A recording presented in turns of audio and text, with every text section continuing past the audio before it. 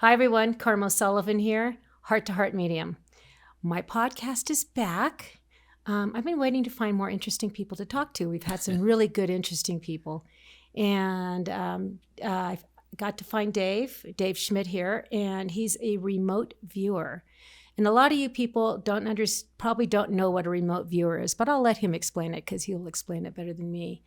So, Dave, I'm just going to give you the floor and let you tell us what remote viewing is. Okay. How you got into it. All right. And more. Prior to 2013, I had never heard of remote viewing. I was a police officer for 25 years, and I could see things before they happened and knew where they were going to happen and who was involved. Psychically. Right. And so that was a portion of remote viewing, but I just didn't know what it was. And even as a child, I would astral travel. Oh, I love that. Every night. And I could actually feel the different temperatures. Okay, stop. Beg the question. You have to explain astral travel for the newbies here. Astral travel is when you leave your body and you can pretty much go anywhere. And it's like really a dreamlike state, but yet Yep. not. And so yeah, when I was a real young kid, I was doing it. I had no idea what it was.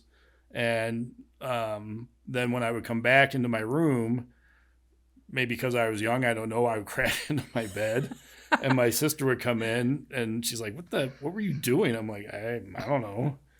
And so when that stopped, I was really disappointed because it was a cool feeling. But when I was an officer, I would know when things were going to occur and where, and so I was able to catch people. And when they would give out the most wanted information for people that we wanted, I would just go out and find them. I love that. You're kind of like super cop. They actually gave me written commendations saying Officer Schmidt has an uncanny sixth sense for detecting when and where a crime is going to. They never call it psychic. It's always gut instinct, but there's actually a lot of police officers who have unbelievably intuitive and psychic. You know, it's interesting. I really think, in my mind, I think if we could train the officers to trust and to do like a course in it and teach the police officers how to trust, how to understand how they perceive and why it's coming in and where it's coming in from. And I think it would make them even more powerful in their work and more safer, honestly. The only issue you really run into is the administrations. Yeah. Because they don't support it. I mean, some do. I mean, I'm not saying all don't. I mean, some do because they use us for their cases. Right. But a lot of them, they don't have anything to do with it. You know, it's interesting too, I think, is, the FBI, the CIA, they use remote viewing. The government uses remote viewers, Most people don't know. So when Osama bin Laden was located, their cover story was that they did surveillance and followed the guy that was bringing him the computer discs. When actually what it was they had a group of about 10 remote viewers in a room. And when you combine the energy like that, you get even more accurate information and more instantaneous information. So they drew out a diagram of his complex where he was at, the room he was in, when he would come in and out, what he would usually wear, and who else was around there. And so then they sent the drones up and took numerous satellite photos of it to confirm it. Yeah. And so that's when they sent SEAL Team 6 in. Interesting. I love that. I mean, as a medium, I remote view people's. Yesterday, I did a remote view of a grandma's house. She showed me and let me in. I walked in the house. I described it to my sitters who are living in it now. They were quite surprised, and I was too. I felt from meeting you, I was more encouraged to do that because I think it brings more validity to a reading. Right. So tell me more about the work you've done in remote viewing. Okay. How you got into it first off. Okay. And then we'll go from there. So I retired in 2013 due to injuries, and so one night I was in my recliner in my living room, and my grandma Ethel, who had passed away in 97, appeared to me, and I had an electric charge and went up and down my body, and I'd never had that before. And then she appeared, and she wasn't like a hologram. She was solid, just like us here. That's wild. But she was probably in her 30s. Okay. And she said they can come back at any age they want. So she was 87 or 84 when she passed. And so she communicated to me telepathically. Mm-hmm. And she said that she was there to help me. Okay, telepathically, let me explain that for a second. Mm-hmm. Telepathically, for the newbies here again, it's mind to mind, kind of like Spock. He would do a mind meld, but Star Trek. But you do it like this. So it's mind to mind. There's no words spoken. It's thoughts given, transmitted to your mind, to their mind. Okay. And actually the stuff on Star Trek is very accurate, because the gentleman that developed that was allowed to sit in on the meetings with the government and with an alien. Wow. And he got the technology from all that. So all the things that you see on Star Trek were legit. They were actually discussed and went over. You know, it's funny is how the government has now opened up the whole thing with, aliens. And my family has seen weird spaceships they can't explain and how they moved, and they were not drones. So I think everybody is more open to it, because if we had talked about this about 4 years ago, I don't know how many people we would get. But it is very more embraced, I think. Mm-hmm. So my grandma told me that I had these gifts that were meant to help more people, and that's why the injuries happened, to get me out of police work, and that she would help me every step of the way, and help others that knew me, that asked for help, mm-hmm. which she has numerous times. And she's appeared in classes, psychic classes, numerous times. And so she told me that I needed to contact a psychic to start the training. And so the next thing on TV was a commercial for a psychic. So I called. A sign. And she goes, "You can do the same stuff I can do." And I'm like, "I have no idea what you're talking about." Yeah. So I started going. She was Jorianne, the coffee psychic. She still does readings. What's her name? Jorianne. Jorianne, and the coffee psychic. Mm-hmm. Okay. And so she held classes at her house in Tinley Park, Illinois. And so I went there and started doing the classes. And the very first class, she tested me with a picture of a guy that was missing. And there was probably 6 or 7 other people there. So every time I gave an answer, the lights went off and came back on. So I said, he's in California. He's in this town. He's on this street. He's in this house. He's doing drugs. The guy's letting him stay there. He's not in any danger. And so they sent the police out to confirm it. And, he was allowed to stay there because he wasn't doing anything wrong. He was just missing. I love it. I love that, because it gave you confidence mm-hmm. and validation that you had the gift. Mm-hmm. A lot of people have, I don't know if a lot of people have remote viewing possibilities, but everybody has intuition. Right. But you took it to the next level. Yeah. So I've had very good mentors over the years. Jorianne, June Cordum in Lombard at the Gathering Lighthouse, and Karen Page, psychic medium in Los Angeles. She's mm-hmm. traveled all over the world. She was a producer of the Psychic Detective TV show like 15 years ago. Wow. And so they've each had their own little niche that they trained me on. And so at first the information would come in slow, kind of choppy. Mm-hmm. And so Karen told me, she goes, "Sweetheart, it'll be just like blinking your eyes." She goes, "They don't want to give you all the information at once because you would be overwhelmed. Yeah. So they want to give this to you so you can slowly acclimate to getting the information and to protecting yourself." And she said, after a little bit, it'll just come in. Well, let me ask you something. When you say protecting yourself, what were you protecting yourself from? From anything negative or evil. Okay. And anything that unwanted that I didn't ask for. How do you protect yourself? I just ask for protection from God and say, protect me from I don't want to have anything to do with any evil entities, any negative entities, mm-hmm. nothing like that. I don't want anything attached to me. So when I do the work, I just do the work and there's nothing being attached. That's how I kind of do it. Well, I have a prayer I say before I do the work, but I also know I'm always protected because I ask for it every day. Yep. Protection's important, especially for you empaths out there. So once you started doing this, tell me what happened then. So, then I was training with another psychic, and then she had a client in there and her brother was missing.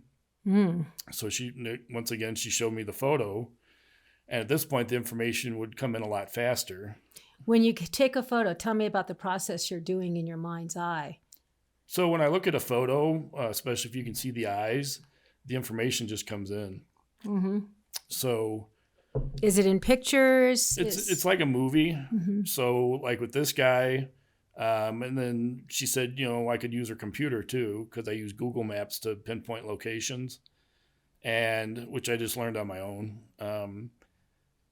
So I looked at the picture. I could see what state he was in, what city he was in. I couldn't figure out the street, so I'd use Google Maps to get the location. Because you saw the house. Right. And so finally I was able to see it, and then with Google Maps you can zero in on the address. So it took maybe 5 minutes, and probably not even that. And so then I told her, I said, I got the address where he's at. And she's like, there's no way. She goes, nobody can do that. And I said, I don't know what to tell you. So it was in Connecticut. She contacted a senator there that she knew and said, can you look up this address? So he called back like an hour later and said, I don't know why you're looking at it. You never talked to me about it. You never looked at it. That's a U.S. Marshal safe house. Wow. And the guy is there. But I could also see this lady that came up there with tubes that would come up every so often and would go in, and he would watch her from like a second story window. And so the sister confirmed that he was on kidney dialysis. So that was a nurse coming in to give dialysis. Right. A lot of information there. So you've done a lot of cases now, kind of. How do you get contacted? Are you like working with an organization, or are you doing it on your own? You get contacted through people who know you. How does it all work? Both. I mean, I get contacts from people that have heard about me or heard about the work. It's called the Find Me Group out of Arizona. Okay. It's retired federal agents that run it. So they have a lot of law enforcement contacts. And so they assign us cases. First, you have to be tested to make sure that you legit. are who you are. And so then they send us cases. It all depends on how many they have that they send. There's about 150 of us around the world that do it for them. That varies depending on how busy people are. But one guy is a remote viewer astrologer. So he needs the place of birth, time of birth, and he does a very detailed chart on it, and he's very accurate. Wow. So the astrology leads them to where they're at that moment. That's a fascinating conversation. Yep. I heard somebody was telling me yesterday, she met a person she's working with right now, and they use their pendulum as a dowsing tool on a map to find the location of where they're looking. Yep. That was interesting. And a lot of times they'll go out to a location that they're drawn to and use that to pinpoint a direction or a spot that they feel. Do they use a true dowsing tool? Yeah. That's a whole nother subject. They have one in each hand. So a dowsing tool is, it's kind of vibrates and you're holding it and you're fine-tuned to that tool, and it moves your body to where you need to find whatever you're looking for, water, bodies, etc. And there's very few people who do dowsing nowadays, because I got a call one day and somebody needed to find water on their property, which was about 4 or 5, oh God, I don't know if it was 500 acres, but it was a large piece. And they were asking if I could do it. I'm like, oh, no. You have to walk up and down, and it's a large piece. And there's only one person I found. Yeah. And he wasn't working anymore. Ding, ding, ding for somebody looking for a job who has that gift and ability. Oh, yeah. Yeah. So tell us a little bit more about some of the people you have found, or you've been called on some cases. I always think they're interesting. Well, there was the one we did in class where the woman went missing and in Arizona. Mm-hmm. And so I just looked at it and I could see that she was talking to her boyfriend and they were at a diner and he's like, hey, let's go out for a ride. And she's like, okay. So they took her Jeep out in the desert. And what it was is that he had been stealing money from a company and he knew that she knew it. And he was afraid that she was going to go with the police and he would be arrested. So he took her out to a very remote area and claimed that the Jeep wasn't operating properly. Car trouble. And so when she got out, he shot her in the head and then dragged her body over an embankment and then put like little brush over her and then left. And then he was a suspect. And then he was arrested coming back from Mexico in her Jeep.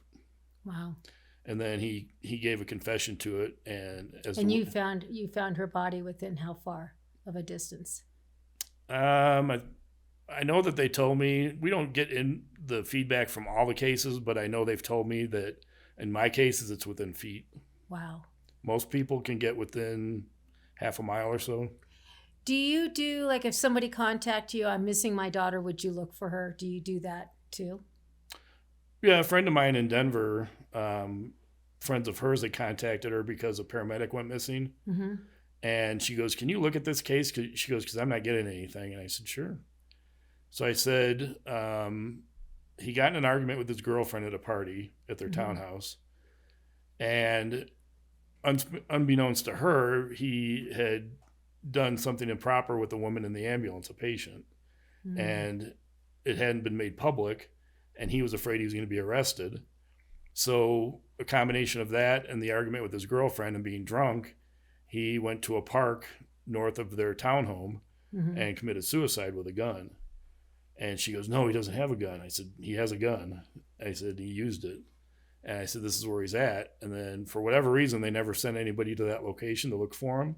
So months after that, a guy walking a dog, which we'll get into later, found the body.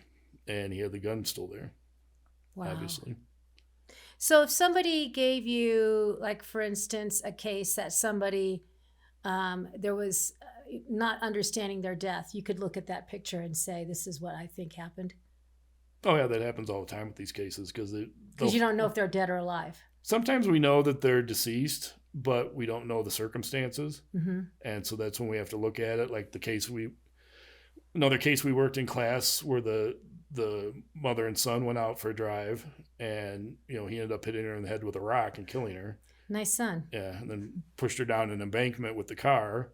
And then he took off into the desert and, they followed his footprints for a ways, but, so we're assuming he's deceased too. I saw that he committed suicide, but yeah, I feel like he didn't make it either. Right. We have a circle group we do. It's people who have taken my mediumship and my intuitive training classes and who want to meet. And we do it on Zoom in the evenings, and we do it in person on the daytime on certain dates, twice a month. So we work on our skills. You have very talented people in it. I think so too. I really enjoy, and the people are just really beautiful people. And that's, I don't let anybody into the group. It's, so you pass muster. So interesting enough, did you always know you had the gift, or did you just think it was just what it was? Or did you think you're odd? Because I know, I think men have a harder time accepting their gifts, Well, and plus they're leery of saying anything because they don't know if people will accept it or not. Well, right. And, for a woman, like, oh, well, she's, emotional. Maybe that's why she's doing it. Where I think it's even, men, you're using kind of like the logical, but yet your creative mind. Is that correct? 'Cause I think you're stronger. That's a weird thing to say. I've never said that. Because I think you meet very few intuitives, men who claim to be, who work this field as much as there's more women, I think. Oh, yeah. Who have, who are, professional mediums, psychics, whatever. In your life, how many times has it saved you, do you think? Oh, in police work? a lot. I couldn't even put a number on it. I mean, I would just know where something was going to happen. And most of the time they were armed. So the one time we were looking for somebody that had done a drive-by shooting, and so sometimes the people get off on foot and they go where they know that most police officers don't go. But those are the areas I always checked because I knew that that's where they would go. And so did you see it in your mind's eye, or just you knew that's it? Right. And then so I get over to the location and I see this guy riding a bike, and I'm like, in Illinois you had to have a light on your bike, so I had probable cause to stop him. So I stop him, and he was just acting very weird. Kept trying to reach into his pocket, I kept telling him not to. So finally I had to grab him and flip him over onto his back in front of the squad car and handcuff him, and he had a loaded stolen gun in his pocket. Oof. And it turns out he was a suspect in, I don't even know how many homicides between Chicago and Aurora, Illinois. Wow. So. Wow. Through your work too, you moved here from Chicago, is that right? Illinois, yeah. Illinois, yeah. And now you're centered here. And tell me what you're doing now. So I do the cases for Find Me, and then for other people that contact like a private me. eye. Right. Yeah. Do you love your work? I do. Yeah. I think it's fascinating. I feel like remote viewing, I mean, we all can probably go into a space and see, like, envision something. Now, the problem is it real or is it Memorex? You know? Well, I know. So I also worked for some other government agents in 2017, 2018. And we were assigned a case in Taos, New Mexico, where the lady was a realtor, and she, her husband moved to Albuquerque. She always went to this restaurant. So the server there was infatuated with her. And so it ends up that he went to her apartment and raped her and killed her, and then took her to the spot where he used to play or did play paintball with his friends, and burn the body. And so they didn't really have any clues to go on with that. And so the sheriff asked us to look at it. So when we went there, before we went there, my gram said that. And your gram's kind of your guide. Yes. We didn't touch base on that. She's my guardian angel. She saved my life several times. I love that. She said, when you guys go there, there's going to be 2 men in a white pickup truck there that are sent there to watch you. She goes, I don't know who sent them. She goes, but they were sent there. And so when we stopped at this like little pull-out thing there that had like a rest area, and it was for fishing, myself and the female agent went out, and so these 2 guys come out by the creek area to this truck, and they're not dressed like they were fishing. And they have fishing poles in the back that still have the tags on them. Hint, hint. So she's like, did you guys catch anything? And they're like, what? And she says, well, you're fishing, right? And they're like, oh, yeah. No, we didn't catch anything. And so they knew their cover was blown. So they didn't follow us. So then she said at the other end of it, at the west end, there'd be 2 men in a white blazer. And we said, okay. So then when we got done what we were doing there, and went and stopped at the gas station they were sitting at the gas station. Wow. And so the same thing, she went up, she's like, hey, what's going on, guys? You know, are you from the area? And they're like, no. And she's like, oh, because we were wondering, how to get to this. And they're like, we don't know. And so, of course, then they left. But she knew. Wow. Well, I do think this work does, you need a guardian angel, first off, always. I have mine. And which we all come in with guardian angels. You each get one specific. And the second thing is following your intuition is highly important, especially as a police officer. Yep. I think in most things you're going through, if you follow your intuition, you find yourself on the better path. And you know when to stop and let the car pass you so you don't get hit. Yep. Oh, yeah. Yeah, my gram saved me numerous times in traffic. That is like, there's been times where I've had 2 accidents, and One time I had my oldest daughter, and she was a baby, and I buckled her up extra tight when I was getting, putting her in the car from the grocery store because I was driving to my brother's house, super extra tight. And she, this is back when you could put them in the front seat with you and, next door. And a guy turned out of a parking lot, and I'm going straight, and he turned right in front of me. And I do believe through all the mechanisms that I saw him coming. So I was able not to hurt him as bad. I didn't hit him broadside. I hit him at the tail end of his car because there was a blocking car that stopped, and you couldn't see him. And luckily my daughter and I were fine. And then I had another guy run a red light, and somehow I didn't gas it like I normally do.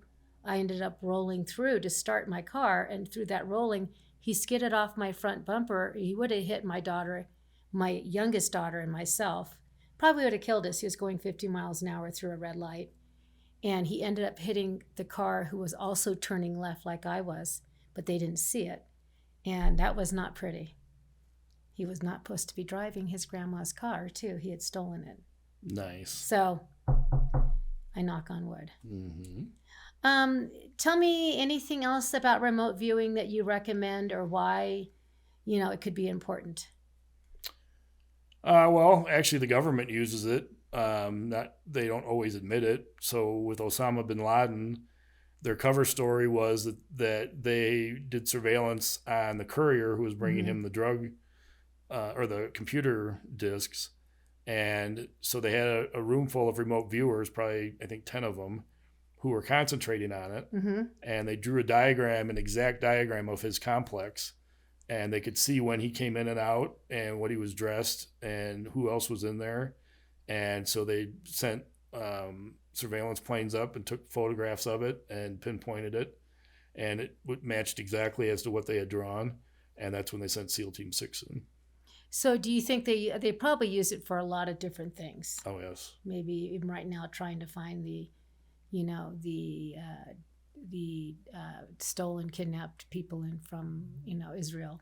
The Russians and Chinese use it. I mean, there's so many different places that use it. There's a guy in Belgium that actually hires remote viewers to see things before they happen, to try to prevent them. Really? How does that work? He has them work as a group. So you have everybody in the room again. It's called linking, because I think yes, if you understand linking, a medium would work with another medium doing a group showing. And when two link together, it's far more powerful and more information shows up. You can feel the vibration in the room go up. And when there's big events, like when we prevented some terrorist things, the energy of it can be picked up if you concentrate on it. And the more people that know about it, the more energy there is. And so it's easier to pick up on, especially if you have more people as receptors. People who understand that it's going to be happening. They're the plotters, you mean? Right. Interesting. That I could see that, because thoughts are energy. Energy is what we're reading, and wow.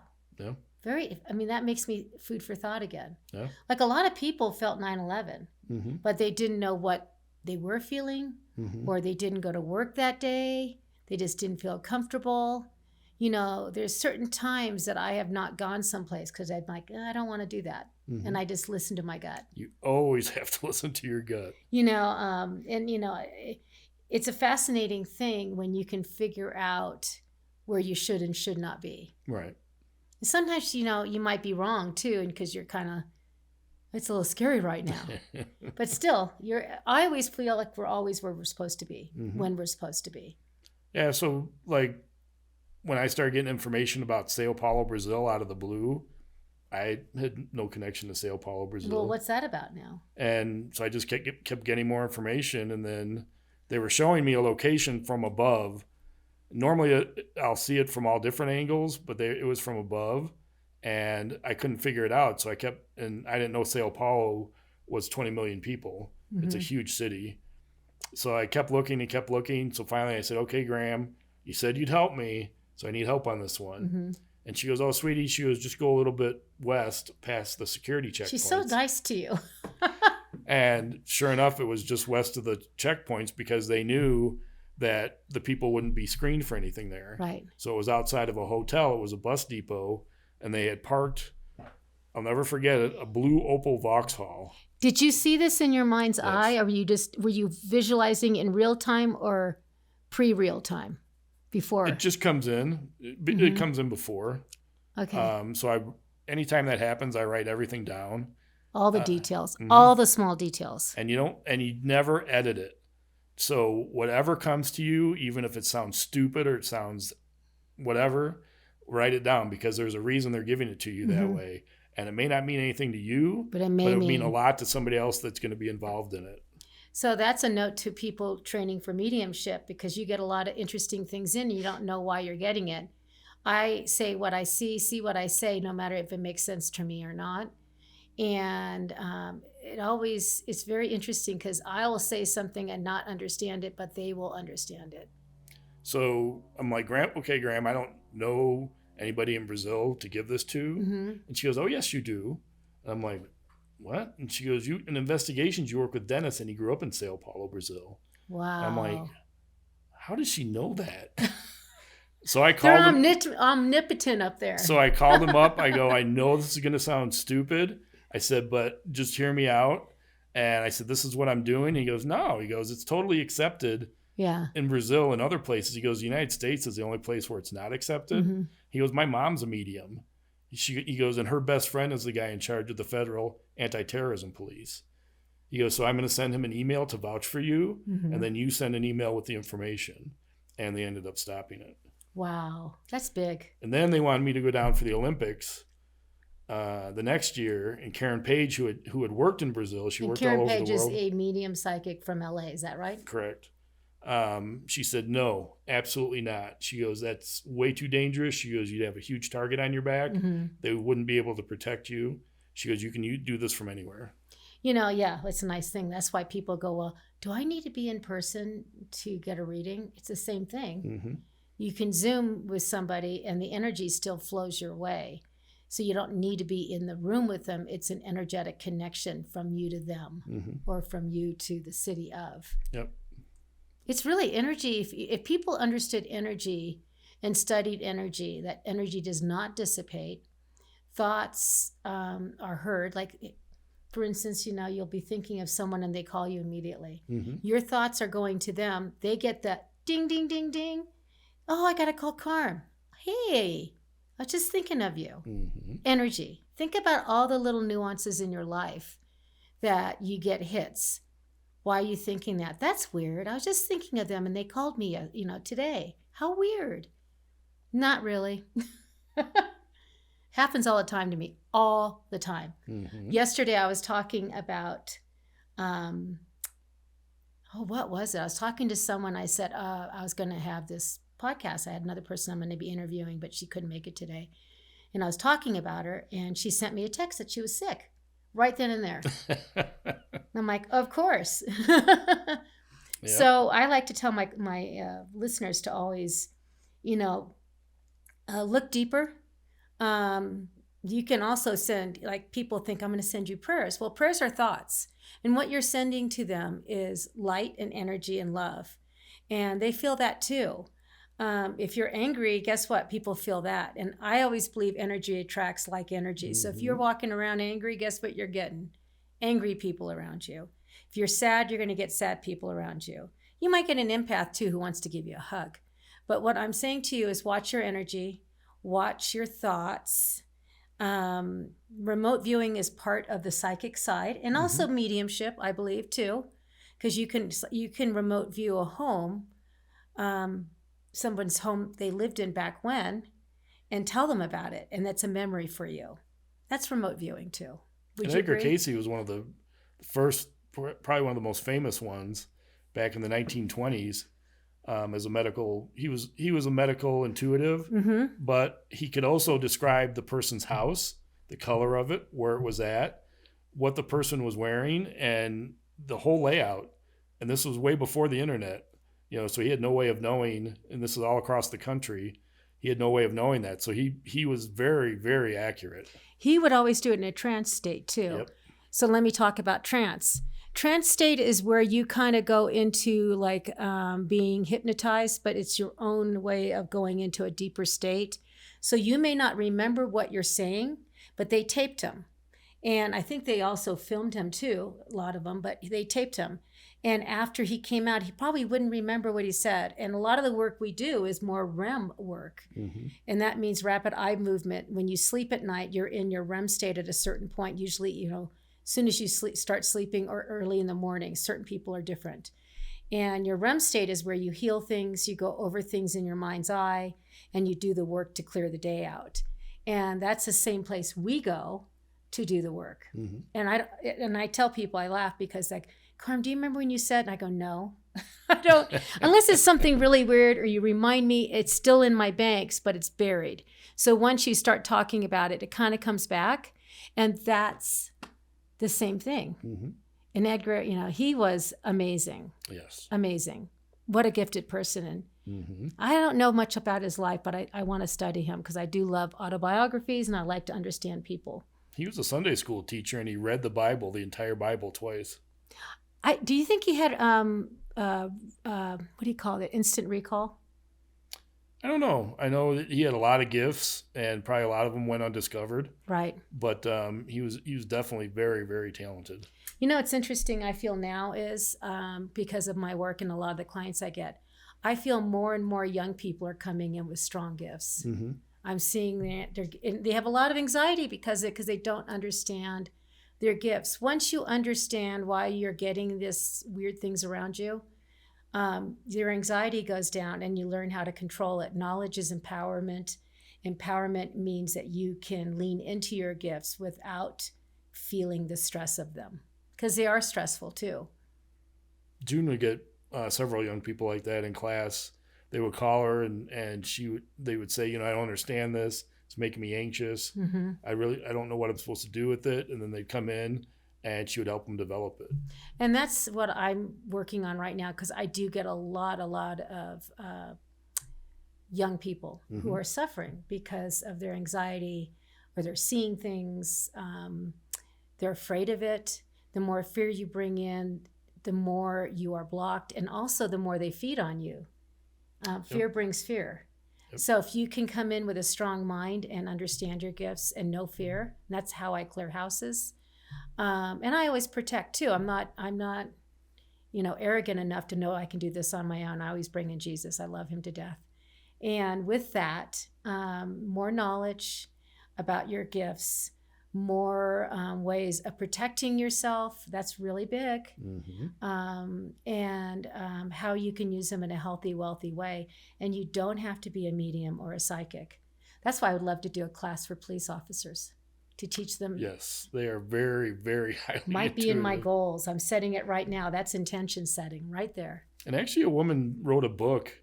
She interviewed police officers from all over about using their intuition, how it saved their life or how they saved somebody else's life. Mm-hmm. And actually it was in the library when I went to look for a book on psychics and Karen Page's book actually flew off the shelf and landed right in front of me. I'm knock, knock. Hello. That doesn't happen. I always things get presented to me all the time. And I'm like, in odd ways. So I always tell myself, live in this awe moment, like, aha, mm-hmm. What's this about? And I ask my questions like, am I supposed to call her? But I always try to help my clients to understand their aha moments too, because I think the more you can lean into the universe and the gifts they give you, and faith to me means believing that we're all connected and we're all here to help each other and we all err on the side of love. Love is, the answer to everything in my book. And when you go up, that is the key, is how well you loved. Dave, anything else you'd like to say today? No, I mean, if people are having that where they want to, build their gifts in that, they should contact you or contact somebody that lives near them that does it. Absolutely. I can feel, it's funny. I have an intuitive training class coming up. I was going to have it in 2 weeks, but I will have to push it back to January. And I'll have it's a 2-day weekend course. And I think you might have to come in and help teach just to teach them a little bit about remote viewing. Remote viewing is very similar to just being intuitive. And once you learn how you perceive, and it changes my clients' lives when they take my intuitive training class, because they trust more, they live a more fulfilled life. So I recommend you contacting me. It's a really fun class, and I already have some people signed up, but due to life circumstances, I got to move it to January. So I haven't told my people who signed up yet, but I will. I'm calling them today. Your classes are very good. Well, you know what? I think that's where my wheelhouse is. I love doing readings. Mm-hmm. I love my life. I really love, because I feel like I'm bringing in more of the spirit. I bring in knowledge of energy. I bring in faith, and to let people know no one dies. No one dies. Yep. We're all here, just in different rooms. And I teach them that. And you don't have to be a psychic to take my class. I've had real estate agents, doctors, a lot of nurses, teachers, therapists. Therapists really do well. And a lot of hairstylists, because people working in the field of somebody, hairstylists, nail techs. Therapists. Yeah, all massage therapists, yes. They are all in the field of the human aura. And they're usually empaths, so they're drawn to that work. And they're feeling emotions. And they're usually some of the best therapists, especially hair. People come in, they just talk away to the hairstylist. And they're always worn out at the end of the day. And they probably will say, yeah, Carm, I get that. So contact me. I will have Dave's information up too. There's so much out there. Be open to the Oz. Remote viewing is an amazing talent and technique. We need to be leaning into it more, into police work. Even if you're a teacher, you can remote view if you're good at it. Maybe your student's house at home who's struggling. Maybe you can see what's going on in that house. That just came in like a crazy thing. But you can use it for a lot of things to help yourself and to have aha moments and clarity and to have better perception on things. So with that, I really thank you today for spending some time with me talking. I think I love this work. Oh, I forgot to mention Noreen Rainier. Oh, Noreen Rainier was the first psychic medium remote viewer to be used by the FBI on cases. Wow. And she's still here too. Yes. And she's written 3 books. And she is very unique in that she would see it from the victim's point of view, the offender's point of view, and a third person point of view. And so she's an empath. I'm not, or at least I block You're not as open to it. Right. So she would feel what the victim felt, whatever happened. And she was actually on the Psychic Detective show too that Karen Page produced. And so it would take her 2 to 3 days to recover after working a case, but she would be able to make a sketch of the offender's face because she would see their face. But then she would also, in her words, she would go up above to do the remote viewing, and that's how she would get the location. Wow. So like with my stuff, I have to give GPS coordinates. So you work in the mathematical side of it. Well, I use Google Maps and just put a pin where I see it, where the location is, and that's how they know where to look. Wow. But sometimes, for whatever reason, agency won't look there, and that's when we have the man with the dog. We forgot about the man with the dog. The man with the dog always finds the body, or the woman with the dog. Mm-hmm. The dog always senses. Nobody ever, in my knowledge, has ever challenged a dog finding someone because the person will just say the dog pulled me to it because of the smell. But now if a guy or woman was out just walking and said, they found the body. Hey, I found this. And they're like, well, what are you doing out in this remote area? Immediate suspect, quote unquote. Yeah. Isn't that interesting? Yep. Perception. Yep. Scotland Yard was really bad on one case, and they refused to search the area. And then we sent a guy with a dog out there, and he located it. Guy with a dog. So on that note, I really appreciate you. Thank you so much. I think it was a fun day. Mm-hmm. So tune in. I have my next podcast will be with a beautiful doctor who talks about being an osteopath. And she's amazing. And she wants to talk about women's issues and more natural healing. So with that, tune in for more. I appreciate you all, and Carm out.